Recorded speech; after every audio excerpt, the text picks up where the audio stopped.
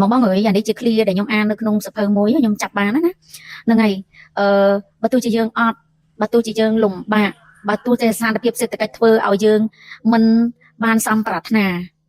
ទោះតែយើងញ៉ាំបាយមួយទឹកស៊ីអ៊ីវបើទោះជាយើងញ៉ាំបាយជាមួយទឹកត្រីក៏ត្រូវយើងជូតទុកឲ្យស្អាតក៏ត្រូវតែយើងមានរបៀបរៀបរយទៅនឹងសភាចានទៅនឹងការអង្គុយញ៉ាំរបស់យើងដែរអានេះសូបញ្ជាក់ថាណា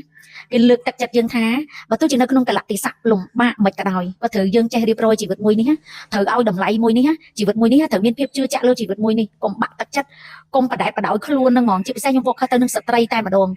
កុំបដោយខ្លួនកុំឈប់ស្រឡាញ់ខ្លួនកុំឈប់មើលថែខ្លួនកុំបាក់ទឹកចិត្តកុំឈប់ហាត់ប្រាណកុំឈប់ញ៉ាំទឹកកុំឈប់ថែខ្លួនឯងគេមានសិទ្ធិអត់ស្រឡាញ់យើងគេមានសិទ្ធិបោះបង់ចោលយើងប៉ុន្តែយើងគ្មានសិទ្ធិនឹងបោះបង់រូបរាងកាយមួយនេះចោលទេ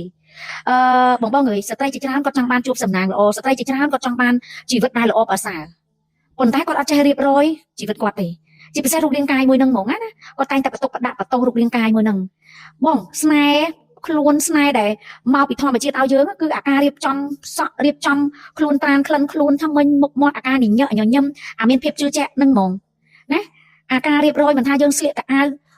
ធូរថ្លៃតម្លៃប៉ុន្មានក៏ដោយក៏ប៉ុន្តែបើយើងចេះរៀបរយឲ្យសមនឹងរាងយើងឲ្យសមនឹងរឹកយើងមានភ្លីត្រឹមត្រូវក្លិនខ្លួនក្អូបនិយាយដោយមានធម៌នៅក្នុងខ្លួននិយាយចេញមកញញឹមឲ្យតម្លៃអ្នកចិត្តខាងណាខ្ញុំថាអានេះរាសីឡើងយកទៅណាមិនអស់ទៅណាគេចូលចិត្តអាណិតស្រឡាញ់ហ្មងមែនបងជឿខ្ញុំតែបើសិនជាអ្នកខ្លះគាត់តែងតែសុំទេវតាឲ្យជួយឬមួយក៏សុំអារុអរិយអ្នកតាណាគ្រូស្នេហ៍ណាឲ្យជួយគាត់ក៏គ្រូនឹងជួយគាត់អត់បានដែរហេតុអីគ្រូនឹងឈរពីមុខគាត់ក៏ជួយគាត់អត់បានដោយសារគាត់អត់ទាន់ជួយខ្លួន